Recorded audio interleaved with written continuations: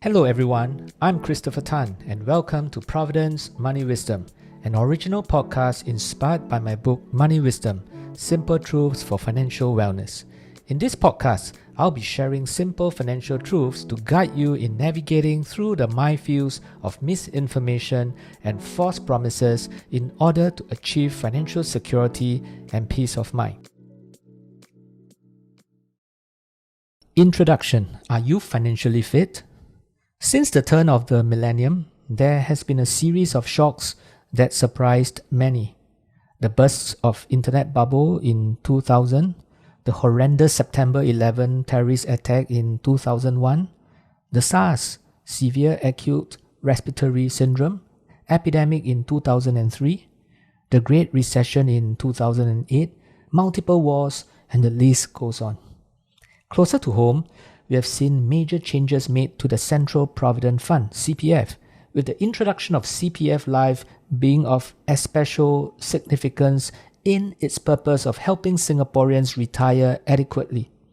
There have also been efforts at wage restructuring in support of flexible wages and helping retrenched or displaced PMETs, professionals, managers, executives, and technicians return to the workforce. A slew of measures is being gradually launched to help Singaporeans and residents adapt to the new economic environment wrought by digital disruption. Nothing seems to be stable anymore. Amid all of this, have you been thinking about your financial health? I hope you have.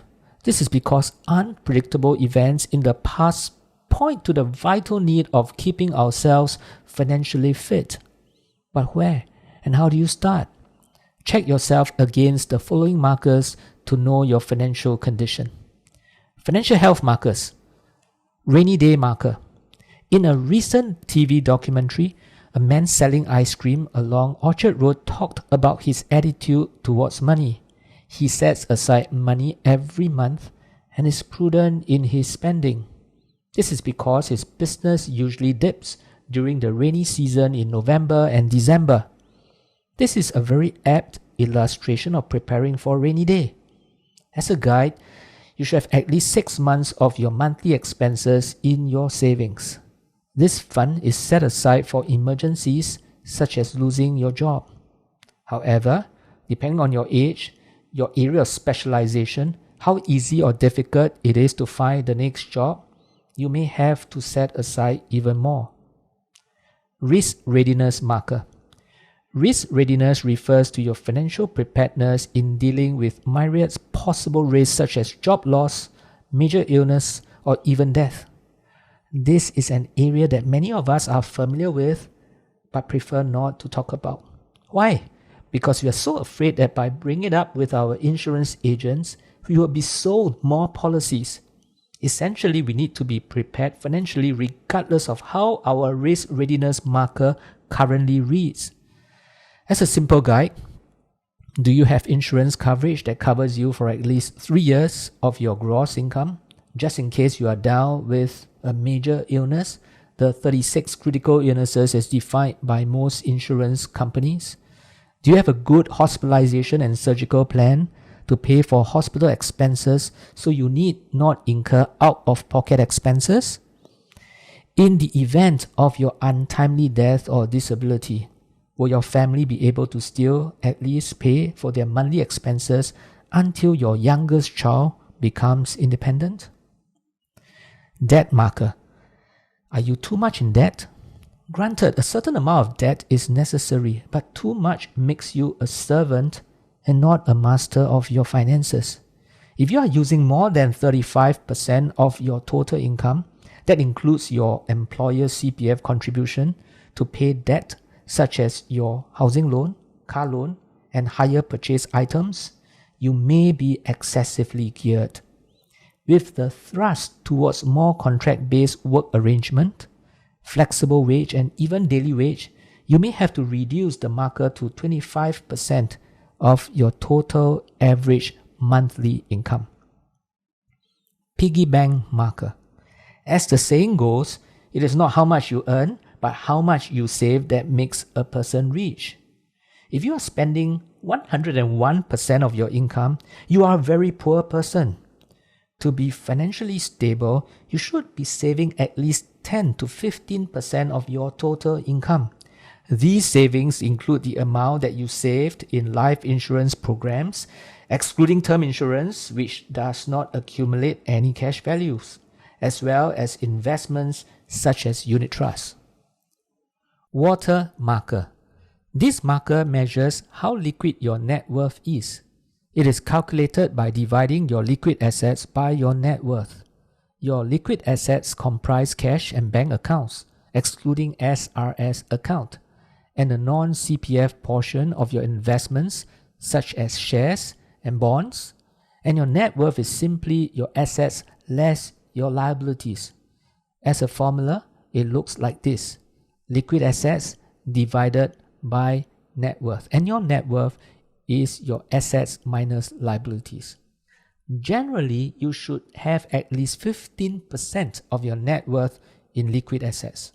Otherwise, in the event of an emergency, you may not be able to cash out your assets. Net worth by itself is not everything. Many Singaporeans are too illiquid in their net worth.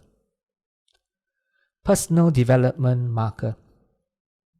Strictly speaking, this may not be a financial health marker, but it is an important check. Are you making yourself more employable through skills or knowledge training? You should be doing that at least once every 2 years. Whether times are good or bad, that will put you in an advantageous position. Another area that many people overlook is that of networking or widening your social circle. Harvey Mackay summed it up succinctly with his book title, Dig Your Well Before You Are Thirsty. Build a network of solid friendships in times of need. It will be easier to find employment with friends' help. So how did you fare on your financial health check? If you are like most people, you probably scored lower than what is ideal in some areas. Nursing yourself back to health. Well, firstly, get help. As a Chinese proverb goes, illnesses must be treated when they are still at the early stage. Self-medication may cause you more harm than good. Seek a financial doctor, in this case, a financial advisor, to coach you. When deciding on an advisor, ask yourself the following questions. How is he compensated? If it is via sales commissions, how can I ensure that what he advises is for me rather than for his own benefit? What are his credentials? Is he professionally trained? Is he alone? Or is there a team from his company to help me?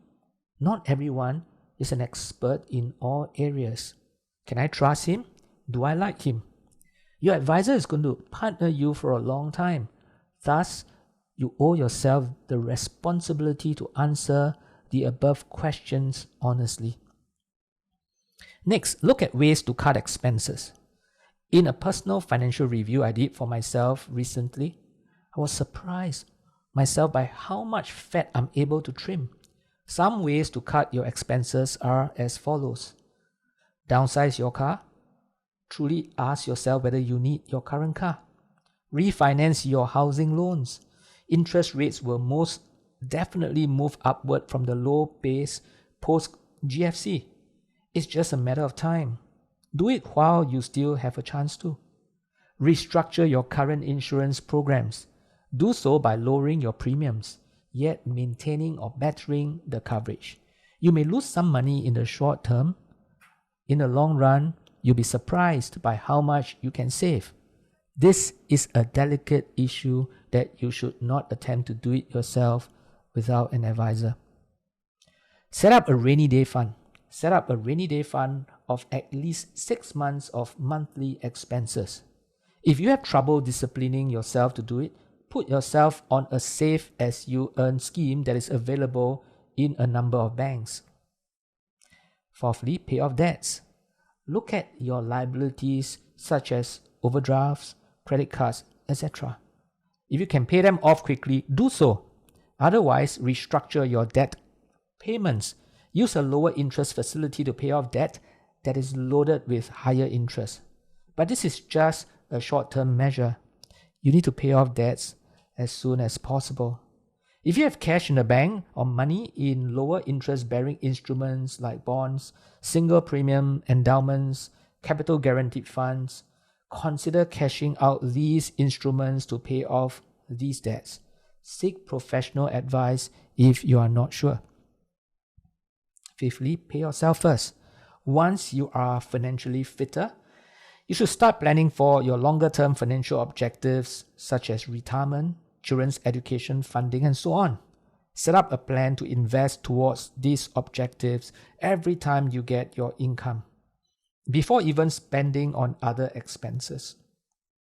Whether you are a high income earner or an average income earner, pay yourself first always works. Remember, it is how much you save and invest that makes you rich.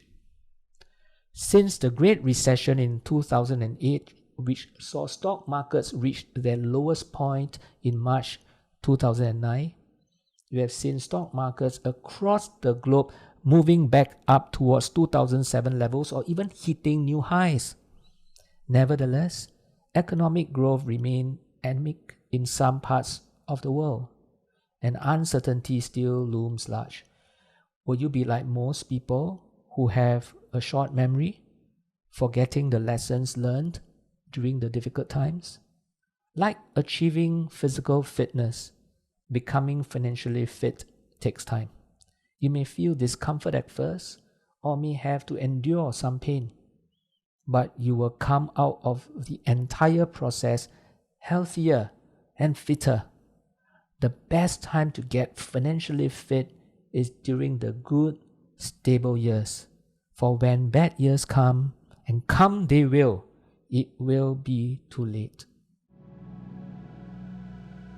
Thank you for tuning in to Providend's Money Wisdom. I will be back soon with the next episode.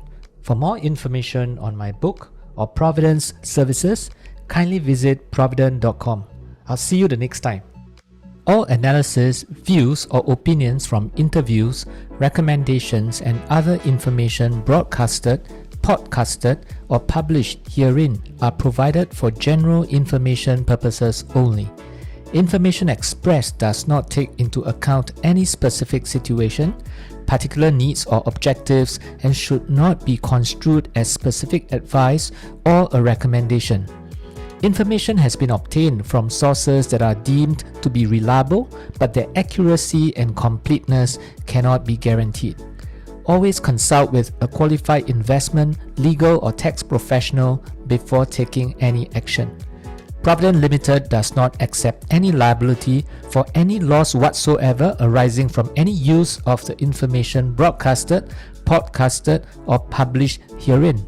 All contents and information contained herein may not be copied or reproduced in whole or in part by any means without prior written consent of Providend Limited.